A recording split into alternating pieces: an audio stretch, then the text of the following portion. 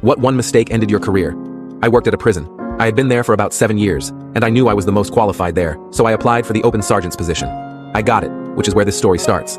As a sergeant, it was my job to do investigations and document the findings whenever an inmate alleged his life was in danger. I would do the investigation and write a report on my findings, then send it to the warden for them to interpret the evidence and make a final decision. So, one day, an inmate gets beat up in a building I was in charge of. This inmate had never spoken to me and had never told anyone he was having friction with his cellmate. Well, when he was questioned about it, the inmate said he had told me he needed to be moved, and I told him I would get it sorted. Initially, my supervisors believed him, but after I pulled up the surveillance camera footage that showed I had never even gotten down to that area that night due to being on a mission from another one of my supervisors all night, they admitted I hadn't talked to him. However, the higher-ups needed someone to blame, and because it was my area, the blame was put on me, and I got fired. Now I have a really good job, and wouldn't go back to working 16-hour days, 6 days a week, even if they were begging for me on their knees.